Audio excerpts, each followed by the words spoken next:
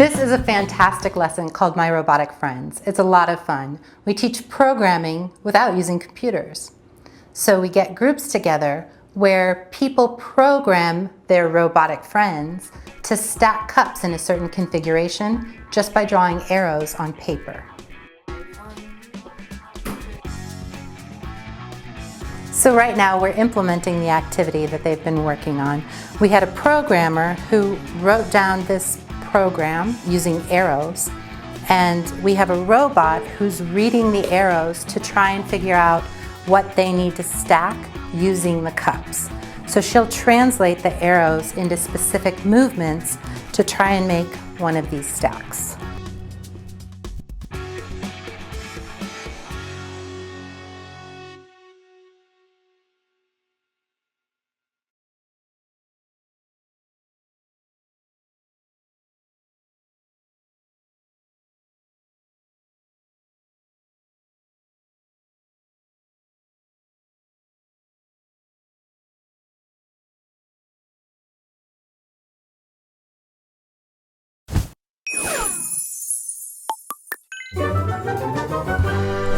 Today, we're going to learn to program using a drag-and-drop language called Blockly. Blockly uses colorful instructions called blocks to build programs that you can use to solve puzzles. Under the hood, you're still creating code. Each puzzle you'll solve with the code is split into 4 main parts. On the left is the play area, where your program will run. In the center, you will see the toolbox area that holds all the blocks that you will need for each puzzle. To the right is your workspace, where you will drag blocks to build your program. Finally, above the workspace, you will see the specific instructions for each puzzle. Don't worry if you accidentally drag out a block that you don't need. If you have an extra block, simply drag it back into the toolbox to put it away. After you hit run, you can always hit the reset button to get your character back to the start so you can try again.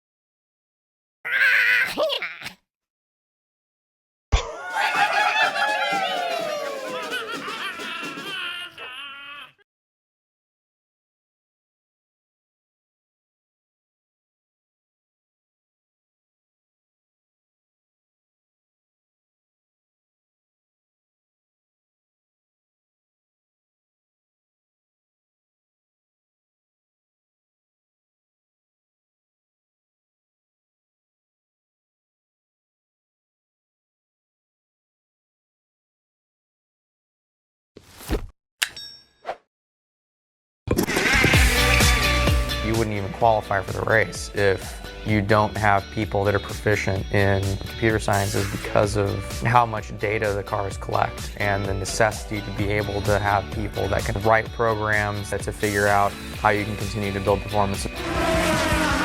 In these puzzles, you'll be an artist that uses a pencil to draw different shapes, so wherever your artist goes, it will draw a line behind them. To move around the canvas, you'll use the Move Forward block. Here, the Move Forward block says move forward by 100 pixels.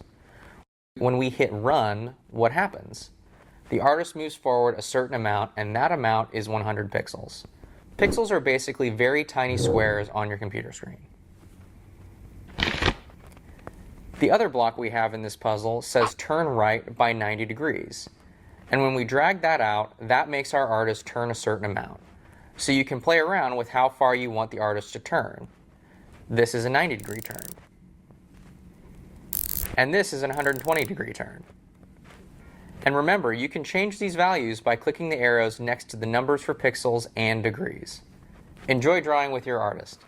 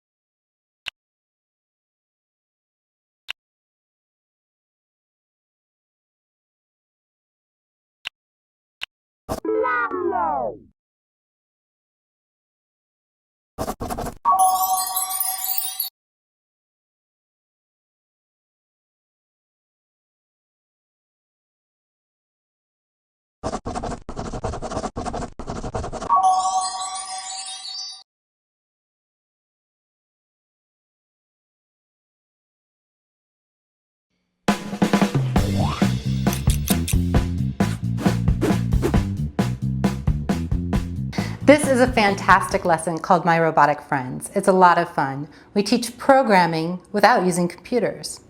So we get groups together where people program their robotic friends to stack cups in a certain configuration just by drawing arrows on paper.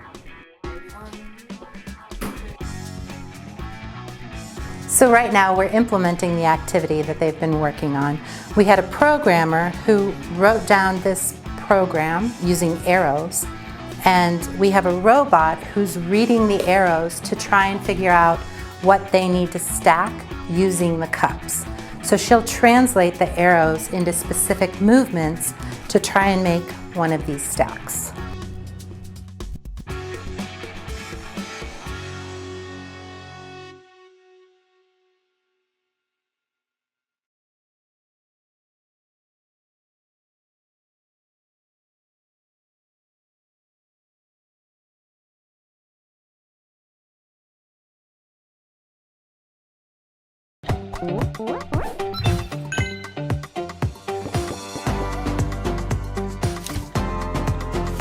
Ray needs BB-8's help. In these puzzles, you will program BB-8 using the move and turn blocks from the toolbox. BB-8 needs to pick up each piece of scrap metal to finish the puzzle. First, work to find a path for BB-8 that covers all the pieces of scrap metal. Then write the program in your workspace to move BB-8 on that path. You don't need a special command to pick up scrap metal. BB-8 will collect it just by moving over the top. Now let's get rolling.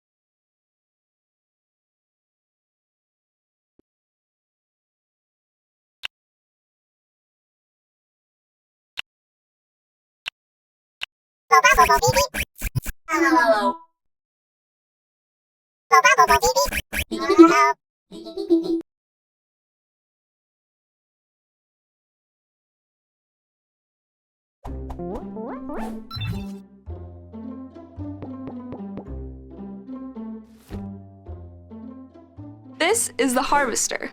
She runs a big farm and needs your help to pick the crops that are ready to be harvested. Use the move and turn blocks to get the harvester from crop to crop. Then, use the pick blocks to collect all of the corn, lettuce, and pumpkins.